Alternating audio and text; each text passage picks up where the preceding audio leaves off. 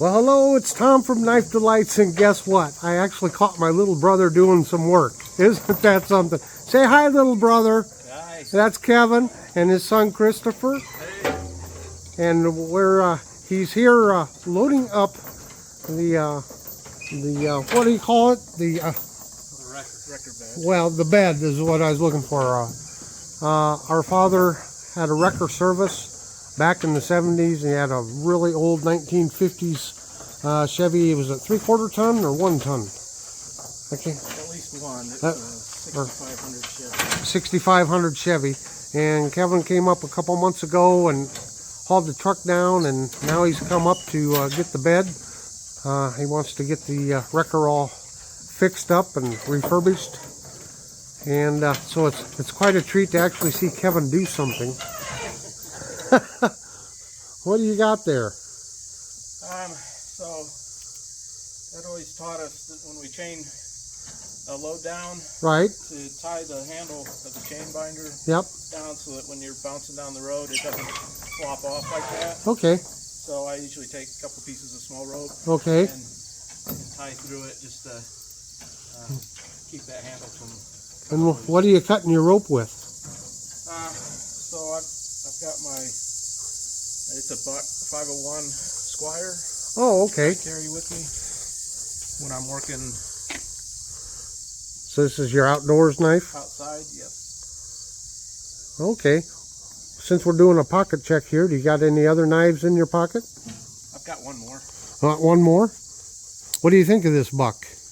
I love it. You love it? It's worked good. I decided to buy it and just use it and abuse it and see how it holds up. And I've been using it for about a year, and it's still sharp and does a great job. Okay. And what knife is this? And that's a Baron Sons. I think it's called a small farmer or a little farmer. It's like a Sodbuster Junior pattern. I'm sorry in the sun. I'm hoping that's focusing anyway. So it's kind of gold colored. It's aluminum handles.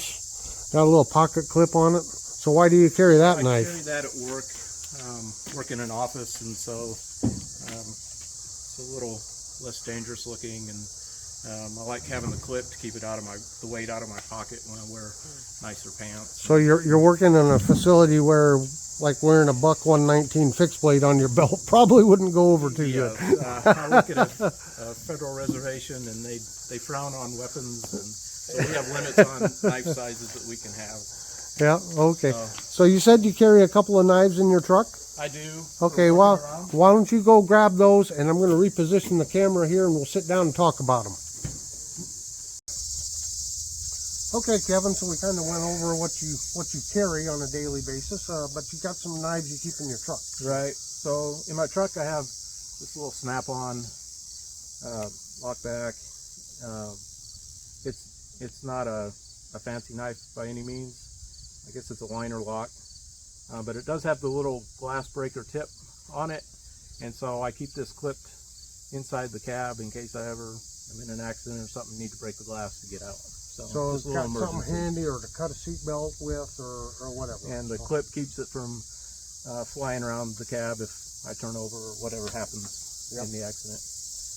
And then when I'm out working, cutting trees or trimming or just working outside at home, I always like to have this buck Goliath. It's a 448. 448, okay. Or 446. Could be 446. I'm getting old. 446. They don't make these anymore. This was out of the 90s. Now there's a story behind this Goliath. So we went over the Baron Son, and Big Brother was mean to you, right? Yeah. Big Brother kind of forced little brother into trading the Baron Son for a Goliath. So he said, well, okay, and he was kind of reluctant, but I was mean and forced him into it, and he missed his Goliath. So your sweet wife did what? My beautiful wife went out and found one and bought it for me. And it's in much better condition. It's in much better condition. So you made out in the long run. So I came out ahead. I'm actually. But thank you. Thanks for being mean to you, right? But I had to have the Goliath in my collection, so yeah, that is a That is a workhorse of a knife, and as big as it is, it's nice and lightweight, and that's what the way they were designed. That, and when I'm wearing work gloves, it's a big handle on it that I can really get a good grip on and Yeah, trim a shoulder. tree or something like that. It's finger groove It there. does have finger groove. One finger So, groove there. That's really nice. And they did come in a nice pouch. So, okay. So there's the story behind the Goliath. And then I have one more that I don't normally carry with me, but I'll show it to you anyway. This is my first buck knife that I ever got, the 110.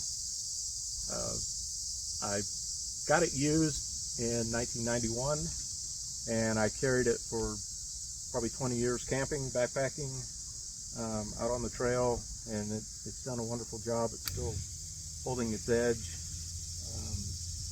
It is showing its age, but I think I'm going to send it back to Buck, and for a few dollars they'll clean it up and put a new edge on it, and it'll be like new. Unless the price has changed, but as far as I know, it costs $8 for them to refurbish it. So they'll polish it all up, and like you said, they'll put a factory edge on it. If your blade's in bad shape, they'll replace the blade for $10, which you just can't beat that. I think that blade's in good enough condition. If you send an old one in, like this one is a 3-dot, if you send an old one in and you get a new blade on, you want to put in the request that they send the old blade back so you have the original blade for the knife. But if you got a newer one and you broke the blade and you just want a new blade, I think it was like $10 to have a new blade. It's well worth it. And it's well worth it. And Buck's warranty program is very good. It's a forever warranty. And again, they got that refurbishment service. And it takes probably anywhere from 8 to 12 weeks, I think is what they say. And I've sent one in, but I got it back in like 4 weeks. So it all depends on how busy they are at the time. So, and I see the sheath you've got it in is probably... I don't think it's the original. It's I don't know where it came from. It's not stamped Buck like normally they do. It's got the pattern on it. If you wanted to, you can order a new sheath. I could get a new one. But this works fine. Yep. Well, this is all well and good, but we've got something, well, very dark to talk about here. Uh-oh. Very dark. Well, you were telling me you took your son to Menards and you tried to buy him a knife and he said no. I did. And I just wanted to know, where have you gone wrong? Well, I'm headed towards a deep depression here. He turned you down. Turned me down on a knife. I'm going to have a long talk with him. Well, you've got about 16-hour drive ahead of you. You should be able to get it through his head. I think so. Never, ever turn down a free knife. Never. Does he even carry a knife? He does. He's not right now. He's not. Oh, what did our father used to tell us when we didn't have a... Dad, can I borrow your knife? Where's yours, son?